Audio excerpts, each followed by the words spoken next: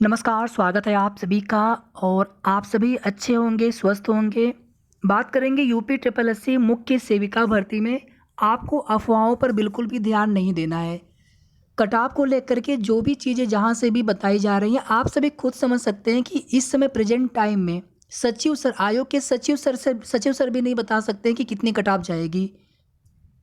एक बार जब OMR sheet की स्कैनिंग होने लगेगी, डीबी की रिजल्ट पर काम होना स्टार्ट हो पाएगा, उसके बाद ही एक आइडिया लग पाता है कि हाँ लगभग कितने मेरिट तक कितने अभ्यर्थी हैं, कितने लोगों को डीबी कॉल आएगी, फिर आगे फाइनल मेरिट लिस्ट में कितने अभ्यर्थी कैटेगरी वाइज सीट्स के अनुसार लिए जाएंगे, तो उसी के हिसाब से फिर कट ऑफ का पता चल पाता है कि हाँ लगभग इसी के आसपास कट ऑफ जाएगी।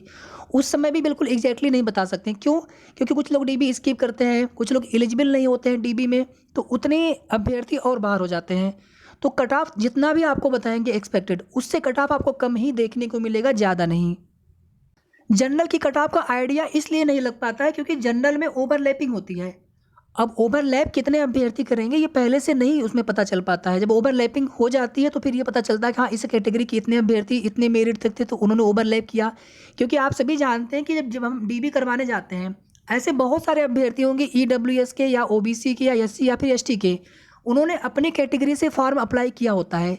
लेकिन जब डीबी होने जाता है, मान लीजिए उनके कास्ट सर्टिफिकेट वैलिड नहीं या फिर उन्होंने लगाया नहीं, या ईडब्ल्यूएस वैलिड नहीं या फिर उन्होंने लगाया नहीं, लेकिन फॉर्म आवेदन करते समय वो अपने कैटेगरी से आवेदन कर चुके हैं, तो फिर ये अभ्यर्थी ओवरलैप करेंगे जनरल की सीट में, या फिर ये अभ्यर्थी जनरल में ही कंसिडर होते हैं। तो इस वजह से ये आंकड़ा, चूंकि ये चीज़ें कैसे पता चलेंगी कि आपके पास डॉक्यूमेंट्स वो है कि नहीं है, या किसी अभ्यर्थी के पास, या फिर आपका डॉक्यूमेंट्स, या फिर आप वो डॉक्यूमेंट्स लगाएंगे कि नहीं लगाएंगे, तो ये चीज़ें तब पता चलती हैं जब डीबी हो जाता है।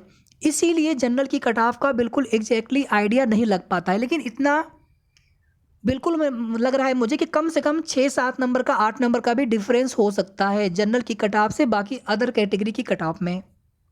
अब आप देखेंगे कट ऑफ को लेकर के तमाम दावे किए जाते हैं। हमने जो भी आपको एक्सपेक्टेड कट ऑफ बताई है उसी के थोड़ा बहुत प्लस माइनस आपको देखने को मिल सकता है। लेकिन अभी जो भी एक कट ऑफ बताया जा रहा है अनुमान से, उनका कोई मतलब नहीं है। संशोधित आंसर की आपकी कभी भी आ सकती है। कम से कम आपको नेक्स्ट वीक आप मान के चलें, इस वीक में तो चांस कम है। दीपावली से पहले पहले की उम्मीद है कि आपको संशोधित आंसर की देखने को मिल जाए। बाकी जैसे ही कंफर्म जानकारी मिलेगी हम आपको बता देंगे। तब तक आप लोग बिल्कुल भी परेशान मत होइए, चाहे कट ऑफ को लेकर के या फिर संशोधित आंसर की को लेकर के। कॉमन मार्क्स में देखिए 1 नंबर से ज़्यादा की उम्मीद नहीं है, दोनों ही शिफ्टों में मैं बता रहा हूँ। अगर कहीं से आपको बताया जा रहा है कि नहीं 3-4 कॉमन अंक मिल जाएंगे, तो ऐसा कुछ भी नहीं है। संशोधित आंसर की आयोग की तरफ से कभी भी जारी की जा सकती है। इसका मतलब है कि संशोधित आंसर की पर काम हो चुका है। जो भी ऑब्जेक्शन किया गया था उसमें विषय विशेषज्ञों की टीम द्वारा देख लिया गया है कि ये प्रश्न कहाँ तक ऑब्जेक्शन उस पर सही है, इन प्रश्नों पर क्या किया जा सकता है। तो लगभग 1 नंबर या फिर शिफ्ट 1 में अधिकतम आपको 2 प्रश्न पे बदलाव देखने को मिलना है। सेकेंड शिफ्ट में 1 प्रश्न पे ही आप मान करके चलें, जो कॉमन मार्क्स वाली बात चल रही है। बाकी किसी क्वेश्चन के अगर ऑप्शन में बदलाव होता है तो उससे उन अभ्यर्थियों को, उन कैंडिडेट्स को नुकसान होता है जिनके वो क्वेश्चन पहले सही होते हैं, बट उनको फ़ायदा हो जाता है जिनके क्वेश्चन गलत होते हैं। और अगर अब उनका ऑप्शन वो मान लिया गया आयोग की तरफ से, तो प्रश्न उनके लिए सही हो जाता है। बट फुल मार्क्स या फिर कॉमन मार्क्स में आप सभी को घाटा, किसी को नुकसान, किसी को नहीं होता, लॉस किसी का नहीं होता, बट फ़ायदा सबको हो जाता है कभी कभी, कुछ अभ्यर्थियों को छोड़ करके। यानी अगर आपके क्वेश्चन पहले सही थे तो केवल उन लोगों को छोड़ दिया जाए तो सबको फ़ायदा होता है, चाहे आपने क्वेश्चन अटेम्प्ट किया हो चाहे ना किया हो। नॉर्मलाइजेशन का हम कई बार बता चुके हैं कि आधा नंबर ही आप मान करके चलें, क्योंकि दोनों शिफ्टों के पेपर के लेवल में बहुत ज़्यादा डिफरेंस नहीं है। आप ये ना सोचें कि आपका फर्स्ट शिफ्ट है तो आपके 2 नंबर कम हो जाएंगे, ऐसा कुछ भी नहीं होता है। कहीं से कुछ भी चीज़ें लोग बताते रहते हैं, उनका कोई आधार नहीं होता है। जब चीज़ें बिल्कुल सही पता हो वही चीज़ें बतानी चाहिए, कोई भी हो। तो नॉर्मलाइजेशन में अधिकतम आधा पौना नंबर ही आपको डिफरेंस या फ़र्क आपको देखने को मिलेगा। नंबर घटेंगे भी बढ़ेंगे भी, दोनों ही चीज़ें होंगी।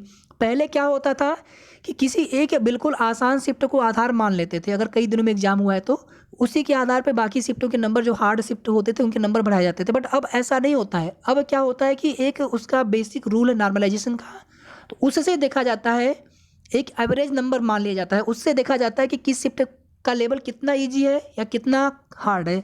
तो उसी के हिसाब से ईजी शिफ्ट के नंबर थोड़े से कम होते हैं और हार्ड शिफ्ट के नंबर थोड़े से ज़्यादा होते हैं। जैसे आप मान लीजिए ये 10 नंबर है, अब यहाँ पर किसी को 9 नंबर कर दिया गया, किसी का 11 नंबर कर दिया गया, तो ऐसे डिफरेंस देखेंगे तो आपको 2 डिफरेंस देखने को मिल जाएगा। पहले क्या होता था कि बिल्कुल ईजी शिफ्ट को आधार मान लिया, तो वहाँ पे 2 नंबर का फ़र्क हो जाता था, उससे नुकसान होता था अभ्यर्थियों का। लेकिन अब ऐसा नहीं होता है, रूल चेंज हो चुका है नॉर्मलाइजेशन का। बताने के लिए लोग बता देते हैं, लेकिन नॉर्मलाइजेशन का रूल भी उनको पता होना चाहिए कि नॉर्मलाइजेशन का रूल क्या है, किस आधार पर नॉर्मलाइजेशन या सामान्यीकरण की प्रक्रिया होती है। तो इसी तरह से होता है, कोई एक एवरेज आधार मान लिया जाता है, उससे कंपेयर करते हैं कि कितना आपका जो शिफ्ट है हार्ड है या फिर ईजी है। तो बहुत ज़्यादा फर्क नहीं पड़ेगा। हार्ड शिफ्ट है तो बहुत अधिक नंबर आपके नहीं बढ़ पाएंगे, या ईजी शिफ्ट है तो बहुत अधिक नंबर आपके नहीं घटेंगे।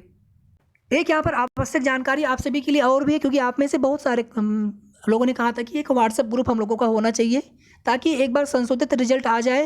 क्योंकि देखिए, आप सभी जानते हैं कि हम लोग थोड़ा सा प्रयास नहीं करेंगे तो अगर आपकी भर्ती में थोड़ी सी देरी हुई, फिर आगे अगले साल लोकसभा चुनाव अप्रैल के बाद फिर बहुत कम उम्मीद हो जाएगी कि आगे फिर कोई प्रोसेस बढ़े उसमें।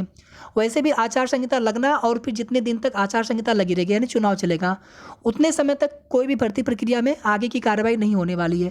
तो हम लोगों को हर संभव प्रयास करके अगले साल मार्च तक अपनी भर्ती पूरी करवा लेनी है। तो थोड़ा सा आप लोग, हम सभी लोगों को संगठित रहना है। संगठित रहेंगे तो हम लोग प्रयास कभी भी कर लेंगे। और एक रिक्वेस्ट हमारी ये है कि इस व्हाट्सएप ग्रुप में सिर्फ और सिर्फ जितने भी आप हमारे सिस्टर हैं, कैंडिडेट्स हैं, केवल आप लोग जुड़े हैं। अगर आप इस भर्ती से कोई, अगर अन्य आप में से अगर आप इस भर्ती से संबंधित ना हो, या फिर आप किसी अन्य दूसरी भर्ती से हो, तो प्लीज़ आप इस ग्रुप से ज्वाइन मत होइएगा। व्हाट्सएप ग्रुप का लिंक आपको वीडियो के डिस्क्रिप्शन बॉक्स में भी दिया गया है और कमेंट में भी पिन करके हम दे देंगे, तो आप कहीं से भी लिंक पर क्लिक करके कहीं से भी आप डायरेक्टली ज्वाइन कर सकते हैं। बाकी हमारा व्हाट्सअप नंबर या फिर कॉल करने के लिए एक ही नंबर है। आप कभी भी हमें, आप कुछ भी आपके मन में डाउट हो आप पूछ सकते हैं। हमारी पूरी संभव नहीं होता है आप सभी के कॉल पे रिप्लाई कर पाना या फिर सभी को व्हाट्सएप पे रिप्लाई कर पाना, बट हम पूरी कोशिश करते हैं कि बाद में कॉल बैक कर लें या फिर रिप्लाई कर दें। कई बार हम कमेंट आपका देख भी नहीं पाते हैं, बट हमारी बाद में कमेंट सबके देखते हैं, तुरंत नहीं देख पाते, लेकिन बाद में आप सभी के कमेंट देखते हैं, बट रिप्लाई भी आप सभी को नहीं कर पाते हैं। कई बार ऐसा होता है, लेकिन आप लोग प्लीज़ परेशान मत होइएगा। कभी आप लोग ये ना सोचें कि मैं वहाँ पर इग्नोर करता हूँ या फिर जानबूझ करके नहीं देखता हूँ, ऐसा नहीं होता है। थोड़ी सी व्यस्तता होने की वजह से इस प्रकार से कभी कभी नहीं आपको रिप्लाई कर पाते, बट आप सभी के मैसेज देखते हैं, चाहे कमेंट हो आपके, चाहे आपने मुझे व्हाट्सएप पर मैसेज किया हो, आप सभी के मैसेज देखते हैं। और जब भी हमें टाइम मिलेगा या फिर हम कोशिश करेंगे कि तुरंत ही आप सभी को रिप्लाई कर दें। बाकी जैसे ही संशोधित आंसर की आ जाएगी, क्योंकि आप सभी जानते हैं कि बीडीओ 2018 भर्ती का रिजल्ट इसी महीने आना है, नवंबर के महीने में, और दिसंबर से ही उनकी डीबी लगने की भी चांस है। पुरानी भर्ती है और उस पर पूरा शासन का निर्देश है कि इनकी भर्ती को पूरी करना है चुनाव से पहले पहले। तो आयोग आप सभी जानते हैं कि जिस भर्ती के लिए शासन का निर्देश होता है, कहीं ना कहीं आयोग उन भर्तियों पर ज़्यादा फोकस करते हैं। तो ऐसा ना हो कि आपकी भर्ती में काम न हुआ, बीच में थोड़ा समय अगर थोड़ा डिले हुआ, फिर कोई अन्य भर्ती बीच में आ गई, फिर आप सभी जानते हैं कि मिड दिसंबर से मान के चलें 10 दिसंबर के आसपास से फिर नए भर्तियों के एग्ज़ाम भी होने स्टार्ट हो जाएंगे, तो फिर आपकी भर्ती में देरी होनी शुरू हो जाएगी। इसलिए जैसे ही रिवाइज्ड आंसर की आ जाती है, संशोधित आंसर की आ जाती है, उसके तुरंत बाद हम लोग रिजल्ट को लेकर के शासन स्तर पर भी और आयोग में भी जाकर के निवेदन करेंगे। धन्यवाद।